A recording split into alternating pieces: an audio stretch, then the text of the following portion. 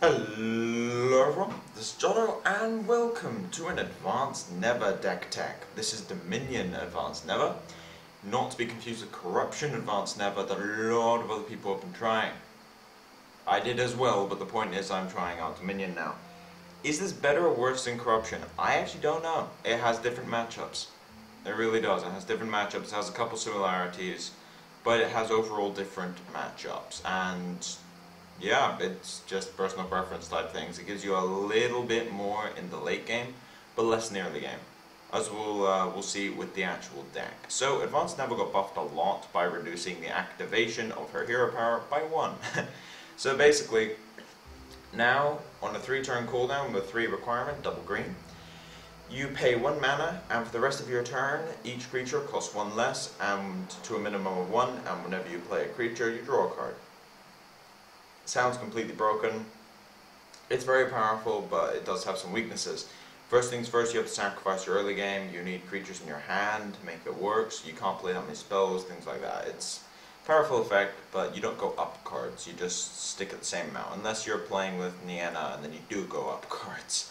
Anyway, so this is a green-based deck because I wanted to start green and then flow into a single or double Dominion level later on. But most of this deck is green. It's also 22 shrines, the majority of which are green. First things first, Elf Scout. Now, Elf Scout, I have been debating whether he's even worth it. Been debating going for 3 of. I think that may be correct, in fact, going for a 3 of Elf Scout. I do like the turn 1 play though. It also allows you to deal with the more aggressive decks, which is something that Never has issues with, is the hyper aggressive openings. Because you can play Elf Scout, trade with something, or if you have Elf Sanctuary, you can just kill something and then trade with something else. So it's a very, very nice one-drop to have.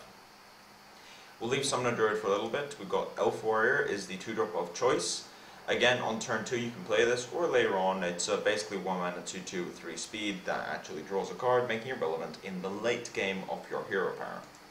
Summoner Druid. Now, Summoner Druid is a 3-of in this deck. It's not a 4-of because you don't really want 2 on the board. So what Summoner Druid does is the second creature, basically at a cost of energy, you can say the second creature card you play this turn costs 2 less. This is not the next creature, the second creature. It's very specific. It can only activate twice, and the reason it's in this deck is because, well, it costs 1 with Never. You then play it, and then you can reduce something's cost by 2 to play it for 0 instead of 1. Yes, that works. It lets you play Sharpshooters for 0 off Never, which is very important. It lets you play any of the 2-drops for 0 as well, but that's not as relevant. But it lets you play Sharpshooter for 0, Elf Commander for 0, Haldiri for 1, and Karthus for 1. Those are the really big swings, because in that case you're actually increasing the mana you have access to, basically. And it's a really big deal. So, yeah. Whereas with the rest of these, it actually decreases just by 1, because they're already at 1 cost when you have Neva's thing. But with Sharpshooters and all the 3 and 4 mana stuff, it actually decreases the cost by 2, meaning that you can get 2 extra activations out of your Advanced Never hero powers. It's very, very good. It's also a creature. Speaking of Sharpshooter, 3 Sharpshooter. This used to be a 4-of, but I don't know. I think Rage is a bad matchup anyway. Having Sharpshooters lets you win against them, but they're mostly just in the deck for like later in the game, or just to deal with zombies and soldiers, things like that. Just generally a good creature. It's not the best creature in the deck by any means, it's just a good creature. Rage is a really bad matchup now with Advanced Zash, so they don't help as much in that matchup, but they're just decent creatures and they fit in at the 3-drop slot. Since you often want to go for 3 mana early, you don't really want to go for double level, although I have done it before, but most of the time you go 3 mana with 1 nature. Tornado Outbreak. Tornado Outbreak is a 2-of. The main reason for this is just a tempo play. You've got Helm of Dominion as well to steal things directly, but you can tempo them out. You can actually bounce your own stuff, which I have done many times before. In fact, there's a land in this deck that lets you bounce your own stuff, but I have bounced my own stuff. It also helps if your things are stolen by a Helm and you don't have a Unicorn, or if you're playing as Advanced Despina, they get a Haldiri Rider, you bounce it to your hand, basically tutoring a Haldiri Rider. I have won games through this, and it's one of the reasons why whenever I'm playing against green decks, I am kind of scared of getting Haldiris, because they can just bounce them and then it's kind of deadly. So yeah, Tornado Outbreak is very, very good in that regard. Nienna. Now, Nienna is one of the more complicated cards to play with in the deck. Playing Nienna properly is difficult normally, but basically you can play elves off the top, but that's the easiest way of doing it. But the fact that you can reshuffle the top with Divine Offering, and you can also use it just by drawing with shrines, means that there's a lot of extra complexity. Now, that doesn't sound too complex, but when you add Advanced Neva's ability into it, it gets into the realm of absurd. So the way Nienna interacts with Neva is that you can play something off the top for reduced cost and it draws, which means you're actually getting to see an extra card every single time you draw, and you get to shuffle away what you don't want. And it's pretty insane to do properly, and it's something which you need a lot of practice to do correctly, and I still can't. I'm still making about 4 or 5 mistakes with Nienna whenever it's on the board in a reverence turn. Most people make way more than that, but I have a lot of experience with Nienna. But it's really tricky. But even if you don't play it correctly, it still draws you cards and things like that, and it's just a really good card in Neva especially. I mean, how many elves have you even got? You've got the 4 Haldiris, 2 Elf Commander, 4 elves there, so yeah, it's actually a lot. I think it's 20. It's actually 20. And I guess the other Nienna, but that doesn't really count, since you're going to shuffle it away anyway. Yeah, it looks like 20 elves. So yeah, there's tons of elves in this deck basically. I have run more elves in the past when I was trying Drayla and things like that, but no Draylas in this deck. Venerated Unicorn, artifact removal. It's a 2-elf in this deck. I may go up to 3 by removing 1 elf scout or something, but I mean, you do draw through most of your deck anyway in most games, so you're going to get 1. Also, Tornado Outbreak helps to counter Helm. It's mostly for things like Restless Tombs, and then you have Haldarius. Basically, it's a very, very good card. I would never suggest cutting them below 2. I think you need to. I would maybe try and run 3. As I said, maybe cut 1 Elf Scout for a Unicorn. But it's the best artifact removal in the game because it's only 3 speed, 2/2. It's just an amazing card. Elf Commander. Now, Elf Commander is in here for 2 reasons. One, he's a 2/3 with 3 speed, which is incredibly annoying. And 2, he gives elves unblockable. This is mostly relevant for Haldiri Rider being unblockable and Sharpshooter. Since the rest of them being unblockable, I mean, Elf's count needs unblockability, am I right? But yeah, it's mostly these 2. Haldiri lets you get past a lot of other 3 speed to kill their library guards or something, and Sharpshooter can't get past a lot of stuff, so having unblockability is a big deal. It also helps a lot with Fae of Charm, as we'll get to in a bit. Haldiri Rider. Now this is one of 2 power turns to do with Summoner Druid, one of the reasons he's in the deck. You can reduce Haldiri down to 1 with Reverence and Summoner Druid if it's the 2nd creature played, and draw a card and get massive value. Now it's not as much as Karthus, but Haldiri Rider can also go to the face, and he comes down on your first Reverence, whereas Karthus will be in the 2nd one. Because your first Reverence will most likely involve probably 4 mana, 3 levels. I have done sooner if I have a Summoner Druid on the board already, but 4 mana, 3 levels is usually the first Reverence, whereas the 2nd Reverence will be 4 levels, including Karthus, and probably about 5 or 6 mana. But anyway, so Haldiri is most important in your first Reverence.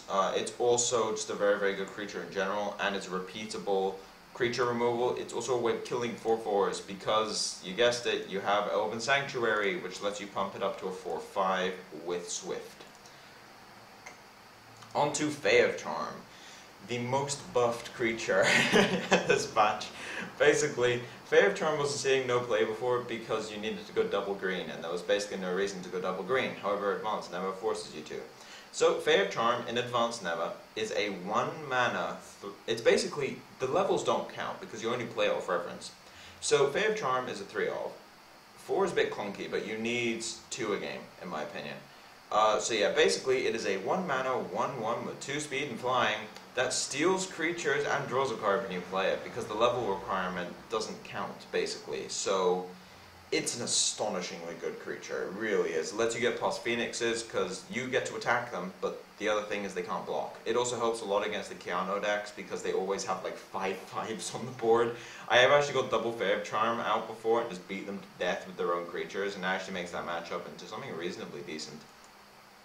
So yeah, Fae of Charm is really powerful in that regard. It takes away their blockers, and it's just really good.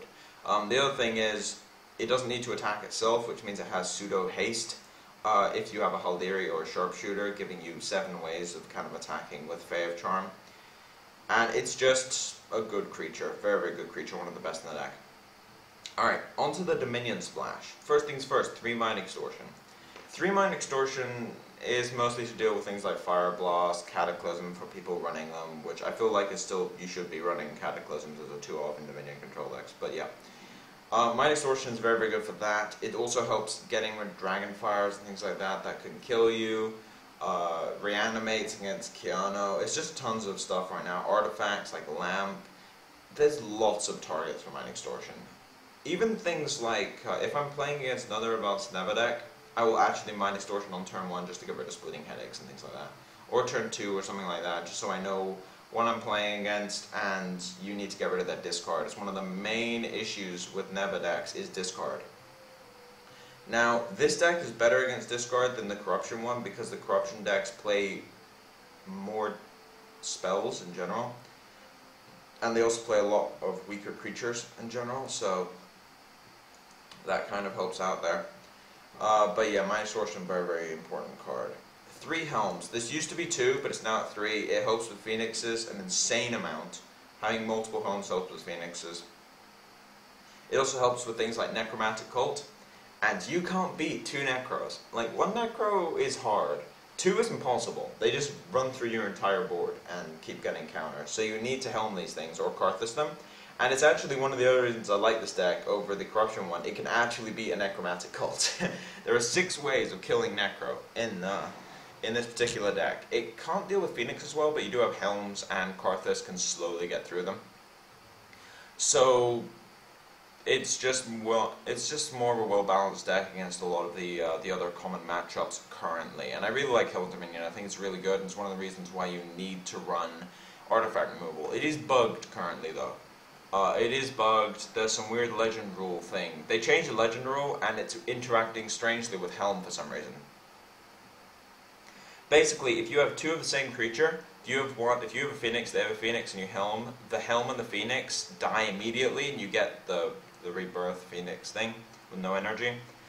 But it also works if you have 2 Helms or something. It's really strange. There's a couple things that cause it, and I go, that's really irritating, by the way, that inactivity thing.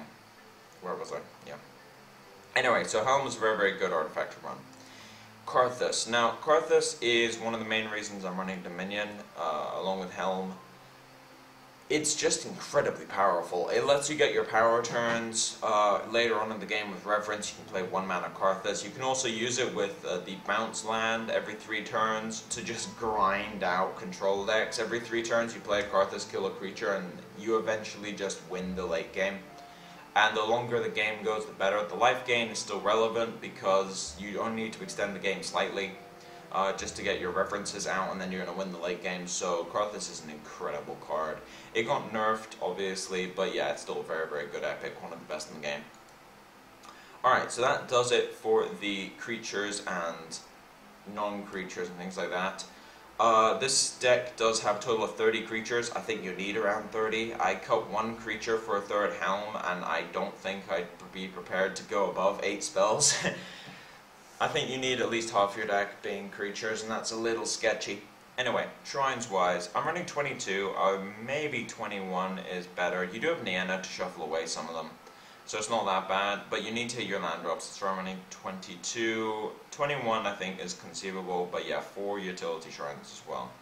So, the main things are Elven Sanctuary is 2 of, to buff a lot of the random elves in the deck, helps with trading in the early game, and Haldiris in the late game, and Enchanted Spring.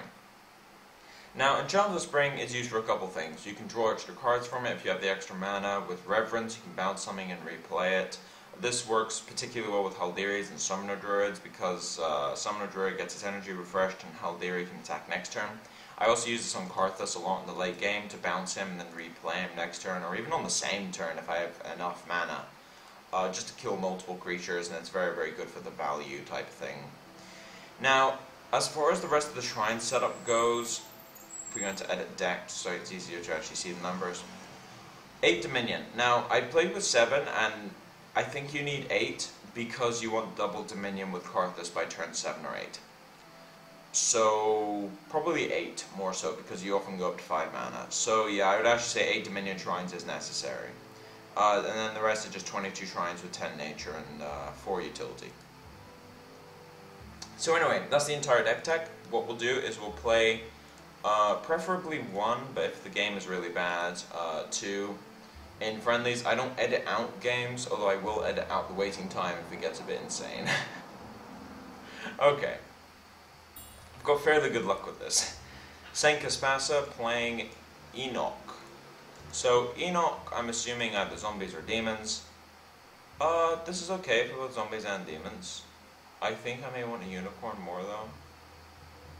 It's not explosive. It does have double sharpshooter going second.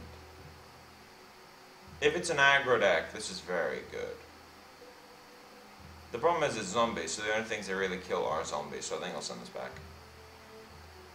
This is slightly worse, not by much though. Okay, this is actually decent now. I'm going to start with a Mind Extortion to see if he's playing portals, because I can take a portal immediately. Okay, so it is zombies. Running Remains, Necromancer, Undead Hydra. Necromancer got buffed to 2 speed recently, but yeah. So he's going to Running Remains this turn, which isn't too bad. No need to Divine Offering here. So next turn, I think I'm actually just going to play a... Let's see, he doesn't have any removal. Fae of Charm is going to be handy. So we'll send back the Karthus as the highest cost in hand. Nah, I just want the basic shrines to draw at this stage. Alright, so I think I go green. And then just go Elf Scout. Next turn, spark out the Sharpshooter to kill. He can't go for Necromancer yet. Oh, jeez, 2 of them. Attacking though, which lets me trade. Okay, I'm happy with this.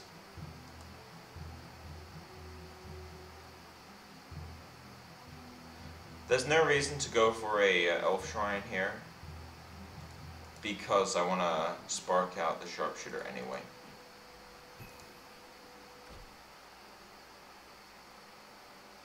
Now, this is a reasonable question. How do I play this? I think I just go for the trade. I have better late game than him. I was debating going for the value type play where I just attack this and attack this, keep my Sharpshooter over 2 turns. I think 2 trades is better because they get weakness counters after combat. Simply because my late game is far superior to his. Necromancer, that will be an issue. Helm is very good here. I do want a Summoner Druid. I don't think I need Fae of Charm because I have Helm now.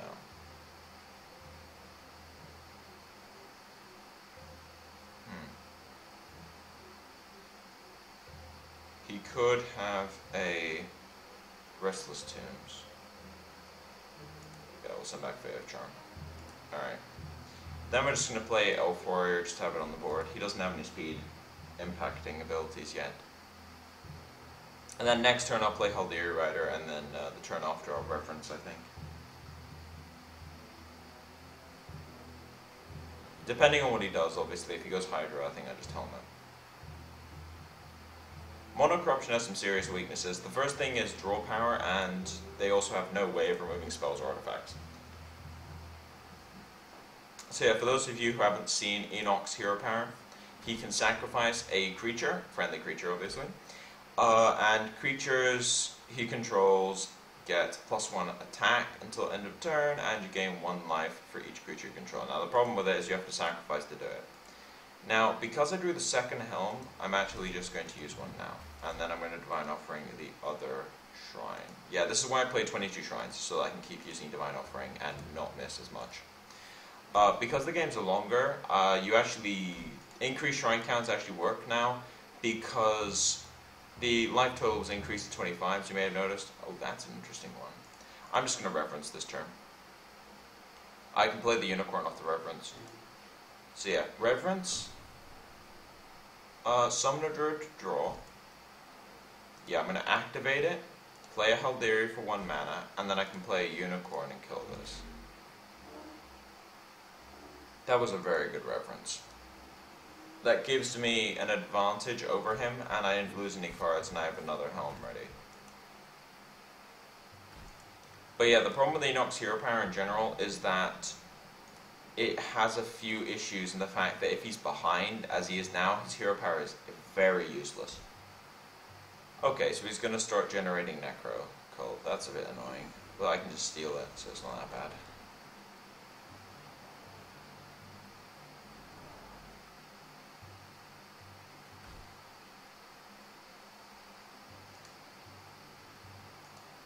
I could have killed it with Karthus, but I think I want to save that for a reference. He may just concede, though, with this Helm. This is one of the reasons I play Helm, is just to deal with annoying creatures like Necro Cult. Yeah, he just concedes. So, we'll try and get a second game, and we'll play one more, and then I think we'll close out this particular video, since I tend to like making these deck techs about 30 minutes, 35 minutes if I can.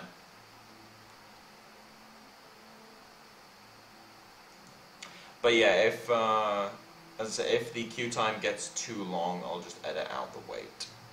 Although I've been fairly lucky when it came to queue times in videos, actually. They've been getting shorter, so that's a plus. But yeah, over the next week, I'm going to be releasing a lot of deck techs. We've got, well, I mean, there's this one obviously, but then there's a Keanu deck that I'm working on that I'm not really ready to do a deck tech on yet. I'm going to do some more work on Tempo Wisdom. Wisdom Dominion Control is actually still viable, and I've been playing that on Ranked recently, and I need to edit that deck up a bit, and then I'll make a deck tech there. Besides that, I also want to try some sort of Soldiers build, although I'm not particularly convinced on the whole Soldiers thing. Oh, this is interesting. I'm going to keep this hand, because it has an Elf Scout into Elven Sanctuary, but I don't know what I'm playing against. This is one of the newer heroes, again, Elreich. Send back Helm, for a Dominion preferably. Yeah, Elreich has the ability to create illusions, and his illusions have the largest attack, HP, and speed of all creatures he controls. But when they get attacked, they die immediately, basically, if they get damaged. New Horizons. I would like to get a Dominion here.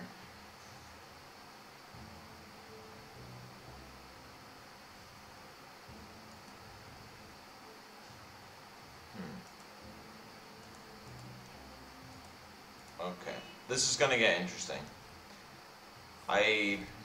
Should I have kept this hand? I think the hand itself is decent. I'm just a bit worried about this color combo. So he's most likely playing Phoenixes to copy with his illusions. I have seen this before. I'm a little more worried about the order ones. Those are a bit sketchy to deal with sometimes. Alright, Dominion Shrine. We're gonna mine Extortion here. Okay. That's rough.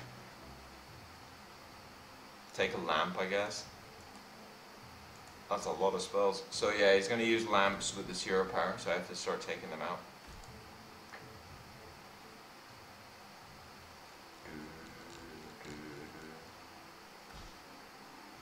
Cyclo's Ash ping in. Not really much I can do about that. Now I could flash freeze my Niana, so I need to be wary of that.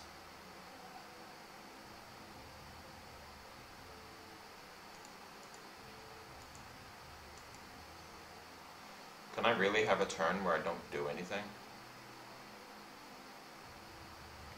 I guess. I'm not under that much pressure.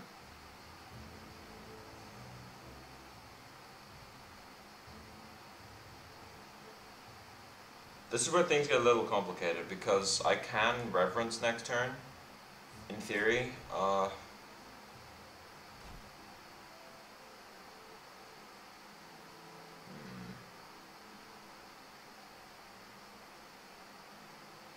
I really can't, can I? This is rough. I think I need to reference next turn. I think, yeah, I have to reference next turn. I think in hindsight I shouldn't have kept this hand against Elric.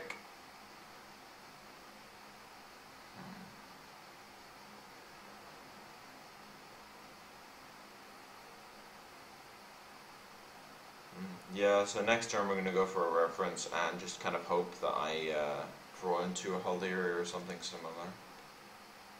Either a Haldiri or a Helm or something like that, because he didn't have any Helm removal.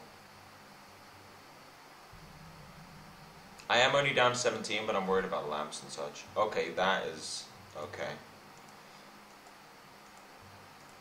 I'm just drawing more and more and more shrines right now.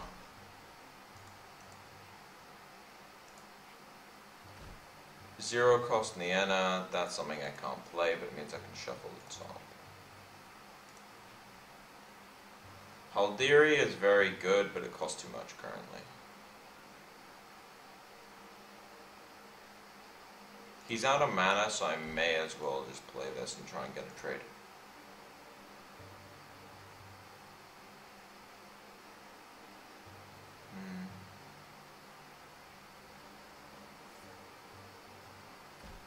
He's gonna kill it immediately, but there's nothing I can do about that. He's also gonna kill my Summoner Druid this turn. Alright, he's just gonna wipe everything. Yeah, this is really difficult. Probably shouldn't have kept this hand. Oh well. Yeah, the deck's early game's a bit clunky, as you can see. Doesn't come up in a lot of matchups, but it doesn't sound.